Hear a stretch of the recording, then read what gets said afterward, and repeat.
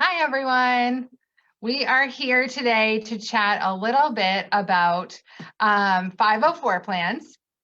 We did a post yesterday on 504 plans and school planning, at school and helping your child succeed at school. So we want to talk a little bit about that more. We had some questions on the difference between 504 plans and the IHP, and we're going to talk about the IEP. There's so many different plans out there.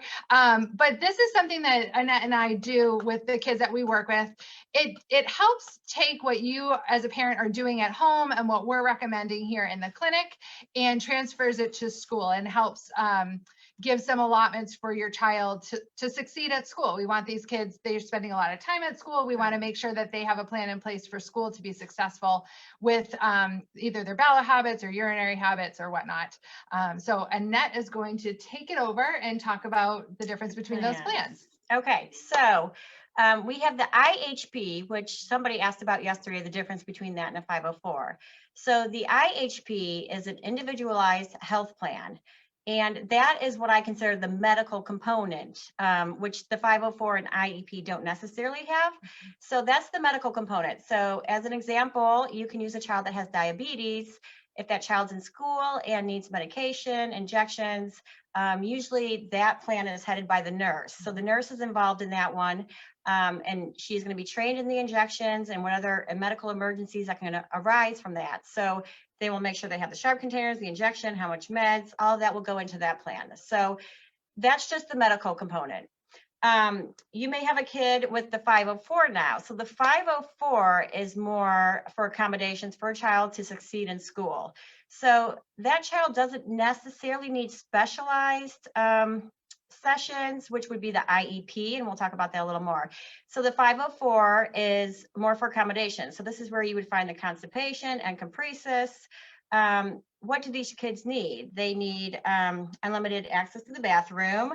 We need maybe a bag to help with cleanup, maybe time sits or private bathroom in the nurse's office. All of this would go into that plan. Now, these are just accommodations. The child doesn't need OT, PT, speech. This is just a 504 plan. There's no written goals for this. This is also usually put with a team, which is different than the IHP, which is usually just the nurse. So then, let me go back to the 504. That can go on forever. So that can be from like birth, that can go into elementary, high school, college, if it's federally funded. That can even be carried into your workplace. So accommodations. Now the IEP is more specialized treatment. So this would be a child who needs physical therapy, maybe they need occupational therapy. This is a team that comes together. So it would be like the teacher, the child, the parents, the school psychologist, the principal. Much bigger team involved in this. A plan's written up, you have goals, you're monitoring those goals. You're gonna decide how much treatment the kid's gonna get each week, which time of day. So it's a lot more involved than the 504. And usually an IEP requires an academic component too, to get the IEP. So an IEP would not be appropriate for a child with constipation or encopresis. No, yes, that's a good point. So it's more kids that are lacking or falling behind or that have a gap in their learning, or you foresee a gap in the future. So you're going to get this IEP in place.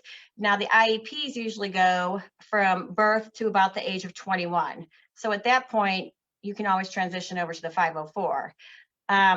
With all of these plans, you can also have the IHP attached to a 504 or an IEP. I'm going to give you one more example of that, and then I will stop. So if you have a kid, say, that has cystic fibrosis, that child needs breathing treatments. They might need suctioning while they're at school. That's going to go in the IHP, and you're going to have someone that's trained in that, who is capable of doing all that and is prepared for any kind of emergency with that. Then that child may also need some PT, OT, maybe speech, any of those. Then you have the IEP. So they're two separate. Just think medical IHP, and the other one is more academic and accommodations. And that's my blur on that. That's a lot. That's a lot of letters and numbers, and it can be a little bit confusing. So bottom line is, what we typically recommend for the kiddos that we work with is the 504 plan and an accommodation plan.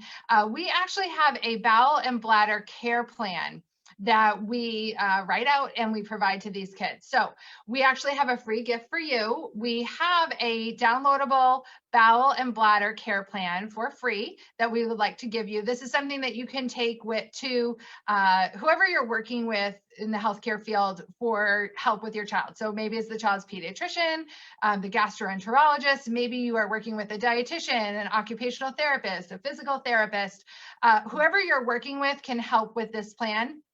It's really a very simple form with the typical accommodations that we have our kids request at school, or the parents of these children request at school. So if you are interested in getting the downloadable free copy of our bowel and bladder care plan, just drop us a comment below.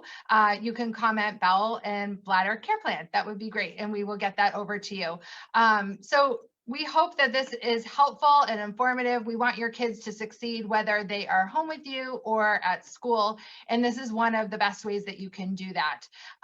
With this being the end of the school year for most schools, this is actually a really good time to start planning for next year and planning for the things that need to go into place. This isn't just for school. So if your kiddo is off to summer camp this summer and they need accommodations at summer camp, this is another great way to get some more accommodations for your child in whatever setting they're spending their summer in. So again, comment below looking for the bowel and bladder care plan. Let us know that you're interested and we'll get that over to you.